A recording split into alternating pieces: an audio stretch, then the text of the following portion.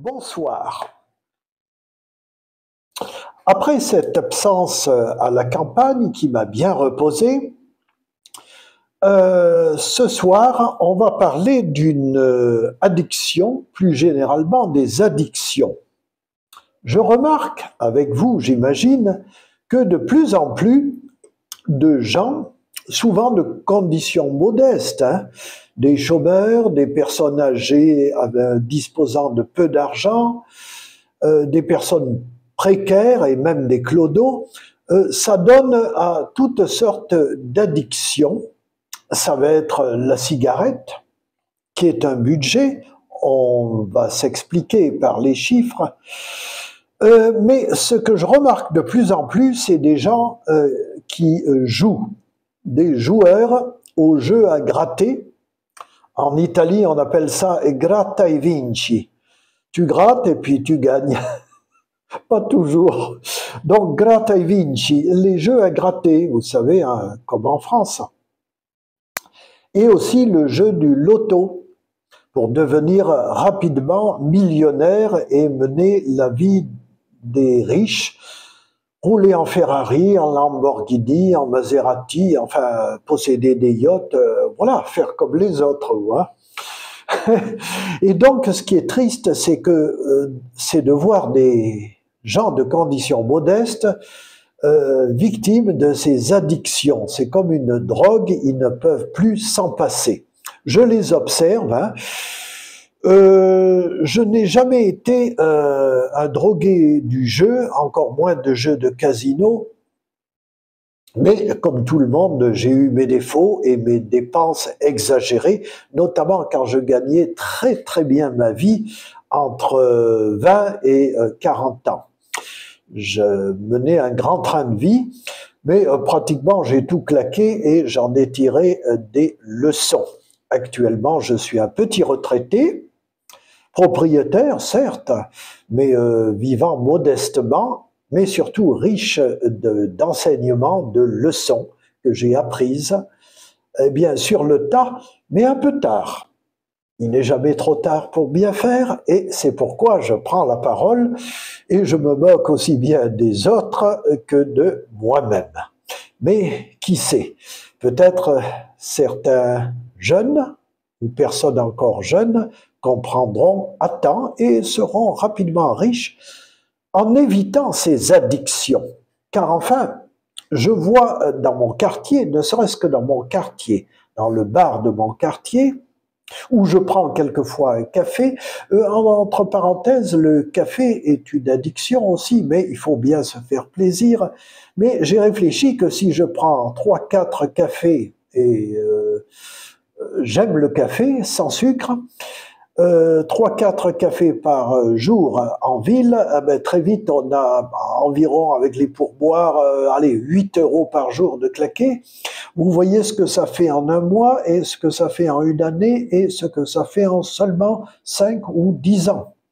Il y aurait de quoi acheter un garage qu'on peut louer à 100 balles par mois et voilà, voilà. Hein. C'est du concret avec les intérêts composés, l'argent placé, oui, oui, oui, oui. Et donc, j'observe certains de mes voisins. Alors, il y a plusieurs catégories. En général, ce sont des gueux ou des manants. Des gens au chômage, des gens pas tout à fait bien finis, ou bien des petits retraités qui s'emmerdent à 100 sous l'heure, c'est le cas de le dire, et qui donc vont au bar, consomment un café, éventuellement, et surtout grattent des jeux pour devenir millionnaires. Et j'ai vu ces gens-là, je les observe, et je vois qu'au minimum, il y a 10 € par jour qui sont claqués. De temps en temps, il y a un gain de 2 €, 4 €. Mais enfin, ça ne compense pas. Et donc, ils grattent.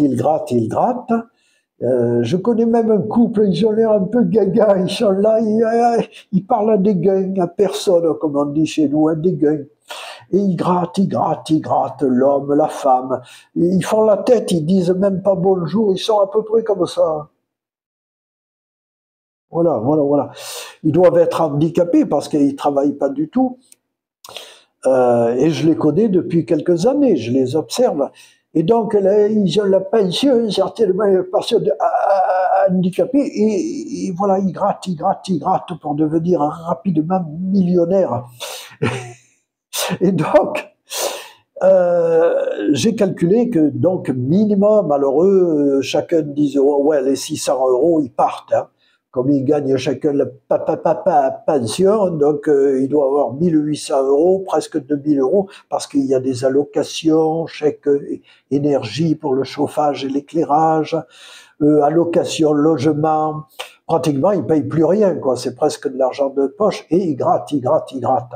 Mais il y a aussi des gens qui ont travaillé, qui sont salariés ou à la retraite, et qui claquent minimum les 300 euros par mois, ce qui nous fait à la fin de l'année plus de 3000 euros. Arrondissons, au lieu de 3600, on dira 3000. Déjà, c'est un petit pactole. Au bout de 10 ans, 30 000 en euros actuels. Mais si cet argent, tous les mois, les 300 balles sont placées sur un livret, ne serait-ce qu'un livret d'épargne à 2,4% d'intérêt annuel.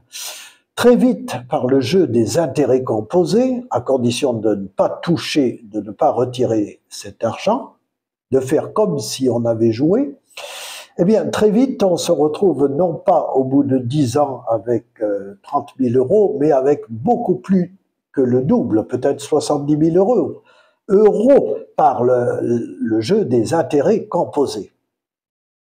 Voilà. Ensuite, la cigarette, oui, parce qu'en général, ces gens fument aussi. Alors, la cigarette, c'est toujours pareil, un paquet par jour ou un paquet tous les 2 jours. Bon, ben, très vite, on a 200-300 balles. Donc, ajouter encore, ben, on arrive à 60 000, 70 000 euros au bout de 10 ans de dépenses inconsidérées.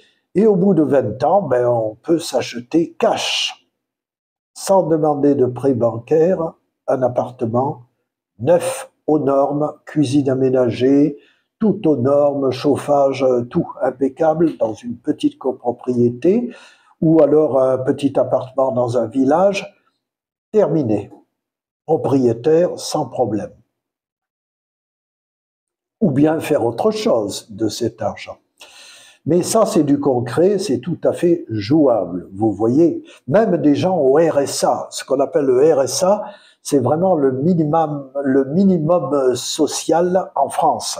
Autour de 600 balles, je ne sais pas combien exactement, mais il y a aussi allocation logement qui vient s'ajouter, chèque énergie qui rembourse tout ce qui est gaz, électricité, chauffage, éclairage pour les gens pauvres donc, et d'autres avantages comme une sécurité sociale, les soins gratuits, enfin tout. C'est comme s'ils avaient plus de 1000 balles en fait. Donc, puisqu'ils fument, ne serait-ce qu'un paquet tous les 3 jours, puisqu'ils jouent des jeux à gratter, et de temps en temps un petit apéritif, il faut bien se faire plaisir, d'accord, mais je vois bien que là aussi, ils peuvent mettre 100 balles, 100 euros par mois de côté, 1200 à l'année, au bout de 10 ans, 12 000, mais à 2 ou 4% d'intérêt brut, on arrive très vite à des sommes qui, plus du double au bout de 10 ans. Donc on arrive à une jolie somme qui permettrait pas d'acheter un appartement, mais d'acheter 2-3 garages ou bien de se faire plaisir dans des choses extrêmement utiles et très agréables, et pourquoi pas des voyages. Alors, est-ce qu'ils choisissent? Non. J'ai bien vu que c'est une addiction. Ils ne peuvent pas s'empêcher tous les jours, machinalement, de gratter, qu'ils gagnent ou perdent. Alors, j'ai essayé d'expliquer à un de ces gars que les chances de remporter, par exemple, la super cagnotte européenne du loto. Imaginons 117 millions d'euros, 148 millions d'euros, enfin ça varie, mais ou 78 millions d'euros, ça dépend des fois. Plusieurs dizaines donc de millions d'euros. L'heureux gagnant de la super cagnotte du loto européen. Mais même celui national à quelques millions d'euros, ou même 12 millions d'euros, ou 14. J'ai calculé que les chances de décrocher ça, le gros lot, sont pratiquement nulles. Ça se saurait, il y aurait plein de Maserati, de Lamborghini, de Ferrari dans les rues, hein, si ça marchait. Dans les rues de villes de province ou même à Paris. On trouve ça qu'à Monaco, mais ils sont déjà riches. Alors, vous avez autant de chances que, par exemple, de trouver un trèfle à 4 feuilles, les yeux bandés, où vous fermez les yeux, vous mettez dans un pré à 4 pattes, et à tâtons, vous essayez de trouver un trèfle à 4 feuilles. Pratiquement, il n'y a aucune chance. Peut-être. Mais en regardant, moi-même, je ne suis pas doué. Mais en fermant les yeux, encore moins. Et la super cagnotte européenne, alors là, c'est comme si tu étais à 4 pattes sur une plage de sable en train de chercher un trèfle à 4 feuilles. À moins que quelqu'un ait fait exprès de le jeter à côté de toi, et encore, faut-il qu'à tâtons tu le trouves, t'as aucune chance. Ben là, c'est pareil, c'est à peu près la même chose. Ou bien de mettre dans un grand seau des petits pois, tu vois, des petits pois tout verts, le légume, plein de petits pois. Et moi, j'ai choisi un petit pois en mettant un peu minuscule repère. Je le mets parmi les autres petits pois tout au fond du seau et tu essayes de le trouver comme ça. Tu as très peu de chances de tomber dessus. S'il y a des centaines de petits pois dans ce grand seau, ben, c'est à peu près pareil. Mais ça fait illusion quand on voit un super gagnant du loto. On le voit à bord d'un grand yacht à Tahiti. On le voit à bord d'un jet privé. On aimerait faire comme lui. Et c'est l'effet loupe, ça fait illusion. Donc, mon conseil, et moi je l'ai fait depuis quelques années, c'est de faire, alors que je ne suis pas addict, je ne suis pas drogué des jeux, je ne joue pas. Il y a 2 méthodes que je te propose, c'est de faire comme moi. Tu fais comme si tu étais un drogué du jeu, ou peut-être que tu l'es. Eh bien, tu inverses le procédé, c'est-à-dire que tu fais comme si tu avais joué, et à la fin du mois, les 300 balles ou les 200 balles, tu les mets sur un carnet d'épargne, ne serait-ce qu'à 2,4% d'intérêt. Tu les mets sur ce carnet d'épargne et dans ta tête, tu fais comme si tu l'avais claqué, dépensé. Voilà, tant pis, c'est comme ça. Si tu fumes, tu fais pareil. Tu ajoutes encore 100 balles, 100 euros que tu mets sur ce carnet d'épargne et tu fais comme si tu avais fumé. Et si vraiment tu ne peux pas te passer de cigarette, tu peux toujours fumer un cigare ordinaire, un cigarillo, un petit cigare, le dimanche, après le repas de midi.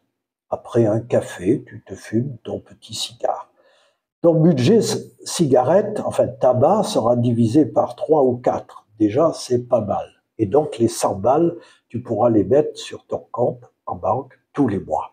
Tout ça conjugué, ça va t'apporter beaucoup de pognon. Et moi, ben, de mon côté, j'ai fait un effort pour moins consommer de café en ville. J'en consomme toujours, il faut bien se faire plaisir, mais c'est plus 3 ou 4 par jour, maximum 1 par jour. Et quelquefois, je me dis pas de café, je traverse la ville sans consommer. Apéro, alors là, beaucoup plus rare. Ça peut être le dimanche, un petit verre de vin en terrasse, face au soleil. Surtout en hiver, il y a de belles journées en Provence ensoleillées sur le port. Mon petit café ou mon petit apéro. Un des deux, mais pas les deux. Voilà. Parce que au niveau des apéros, j'exagérais un peu, hein, pour la santé c'est mauvais. Surtout pendant le Covid, je me fendais de 4-5 apéros en tout, le midi et le soir. Ça faisait beaucoup pour le porte-monnaie et également pour la santé, c'est mauvais. Voilà. Sinon, je serais déjà extrêmement riche, hein, parce que j'ai calculé entre l'âge où j'ai travaillé à 19 ans, mais là, je ne buvais ni alcool et je n'ai jamais fumé. Mais mettons que je me suis quand même adonné légèrement à la boisson, ça restait modéré, mais enfin, je mangeais en ville, hein, presque tous les jours. Alors, de l'âge de 25 ans jusqu'à maintenant, jusqu'à 60 ans, j'ai consommé.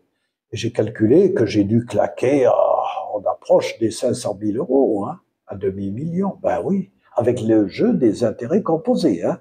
Sinon, la somme en euros constants, ce serait peut-être 200 000, ouais, à peu près 200 000 euros. Voilà, à peu près. De claquer.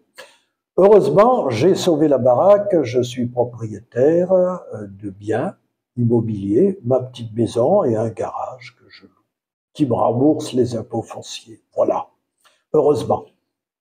Et une petite retraite de l'ordre du SMIC, du revenu, en dessous du revenu médian, autour de 1200 euros par mois net. Voilà. Ce qui me suffit, hein, célibataire, il n'y a pas de problème, et des économies que j'ai enfin pu mettre de côté, sérieusement, depuis quelques années.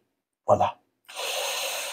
Réfléchis, parce que c'est pas un choix, hein, si tu es drogué de la cigarette ou de l'alcool, ou des jeux, ou des trois à la fois, parce qu'il y en a beaucoup, c'est carrément des trois à la fois.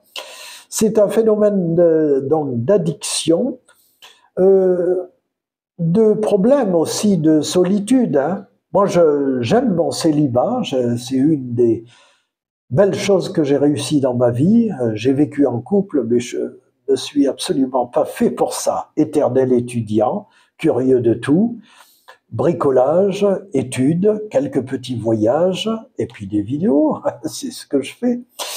Ces vidéos s'adressent à toute catégorie de personnes, mais plutôt des gens comme moi, en solo, c'est-à-dire célibataires, veufs ou divorcés, plutôt des hommes, vous êtes plutôt des mecs, hein. Il y a quelques nanas que je salue, qui me connaissent très bien, et des gens de mon âge. Mais il y a quelques jeunes aussi qui m'écoutent, parce que, pour rire un peu, qu'est-ce que raconte le boomer ?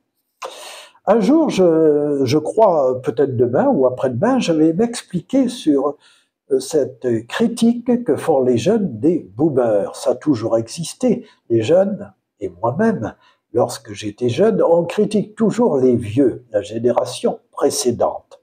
Paradoxalement, on s'entend mieux avec grand-père et grand-mère qu'avec nos propres parents ou la génération de nos parents. Tout cela est naturel, ça se retrouve du reste chez les animaux. Les jeunes lions provoquent le vieux lion et veulent le remplacer. Nous, les humains, en plus sophistiqués, c'est la même chose. On en reparlera. En tout cas, faites vos comptes, notez très bien les économies que vous pourriez faire. Concernant la cigarette, j'ai connu un couple qui fumait chacun un paquet par jour. Ils se sont arrêtés, ils étaient encore jeunes, ils devaient avoir 35 ans, et ils ont vite fait le calcul qu'entre 20 et 35 ans, sur 15 ans chacun, ils s'étaient connus très tôt, tout l'argent qui était parti en fumée. Et ce jour où ils ont fait ce calcul, ils ont cessé du jour et le lendemain, et maintenant ce sont des gens extrêmement à l'aise. Ils travaillent tous les deux, certes, mais ils économisent beaucoup, sont heureux, voyagent, se font plaisir et ont constitué un solide portefeuille et un solide compte en banque. Et quelques biens immobiliers. Pensez-y si vous avez 20 ans, 30 ans, 40 ans, ou bien si, comme moi, vous avez mené un peu une vie olé olé de Patachon, eh bien, il n'est jamais trop tard, hein. Non pas pour préparer nos vieux jours, mais pour avoir une épargne de sécurité, pour être tranquille, être à jour avec le banquier, et de temps en temps se faire plaisir. Voilà.